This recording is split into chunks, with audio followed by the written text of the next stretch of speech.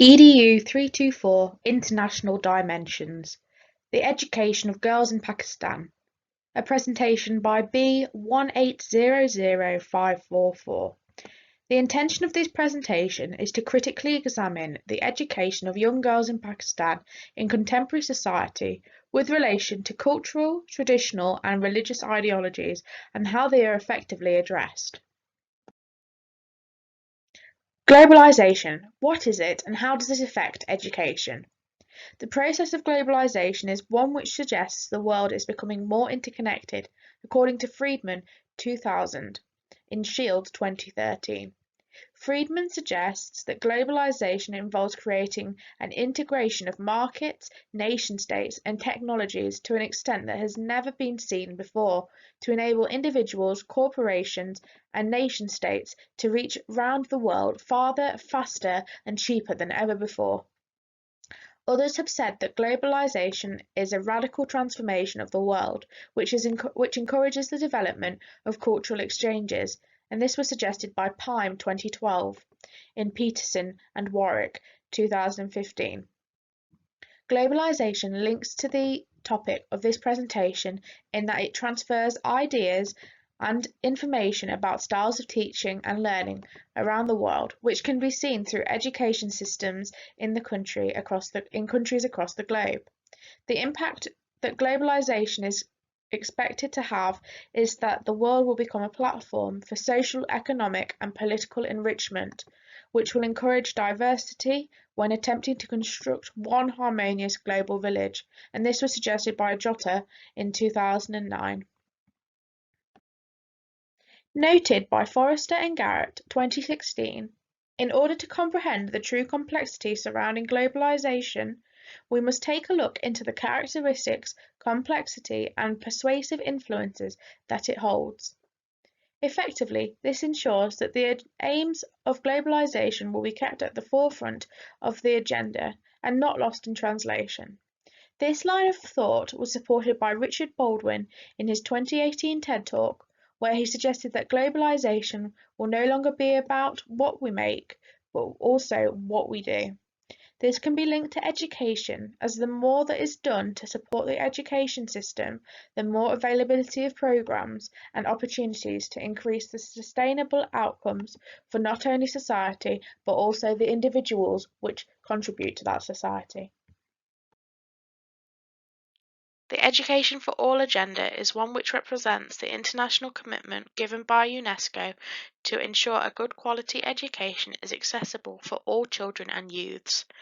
In order to achieve this goal, it was found at the World Education Forum in 2000 that the agenda must take into consideration the needs of the poor and disadvantaged, as well as those who are living in countries which experience conflict.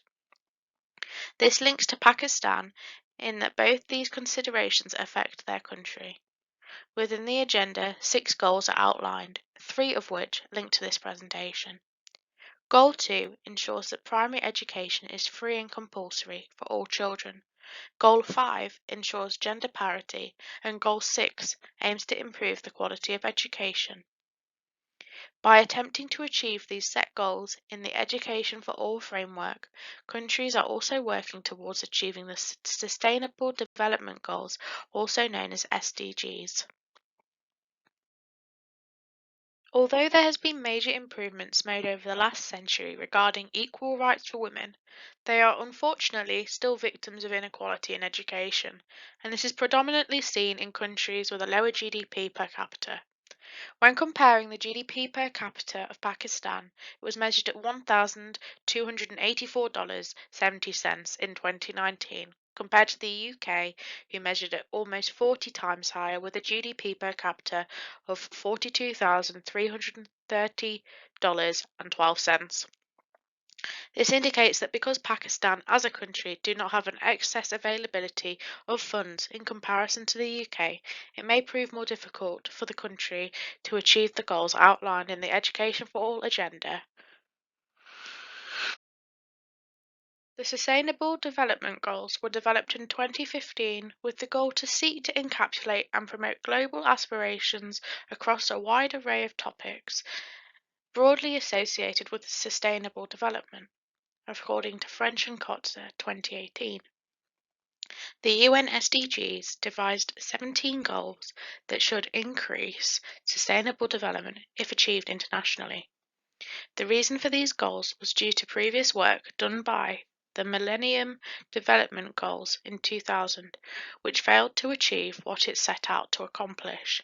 Because of this, a goal of 2030 was set to ensure that the 17 SDGs could be met through improvements.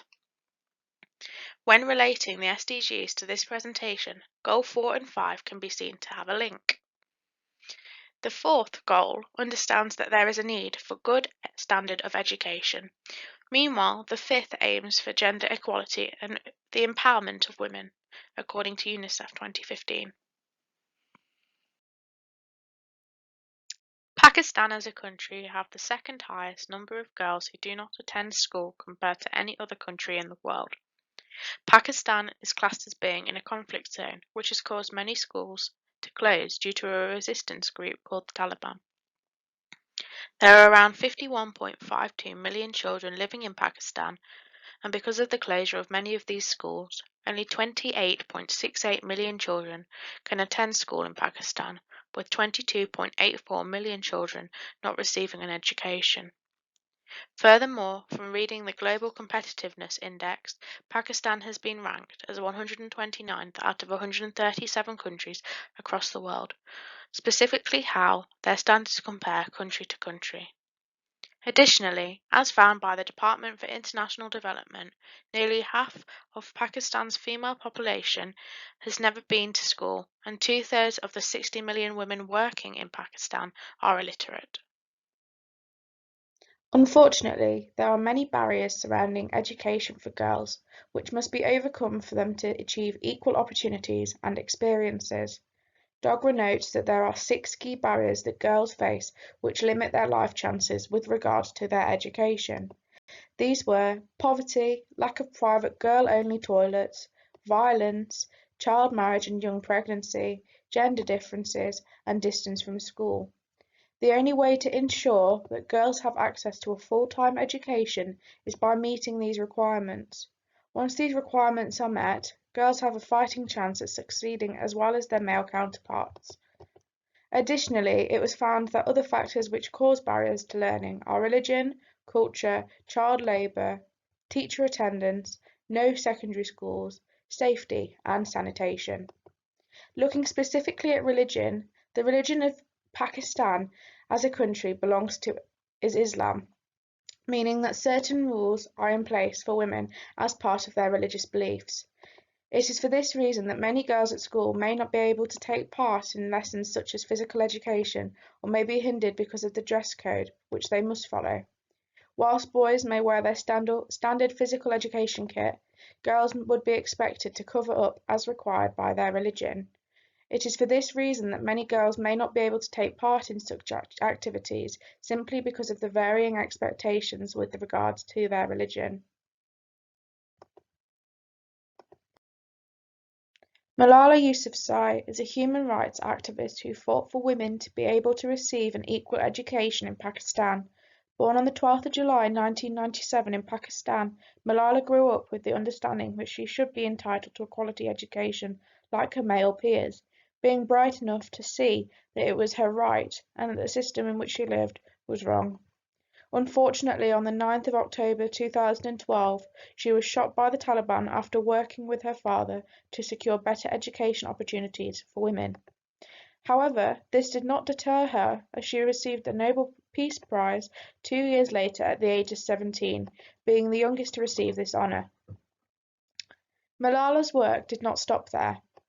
She created the Malala Fund in 2014 to empower girls in Pakistan and across the world to achieve their fullest potential and to learn to be confident in their own skin, advocating globally for quality secondary education for all girls.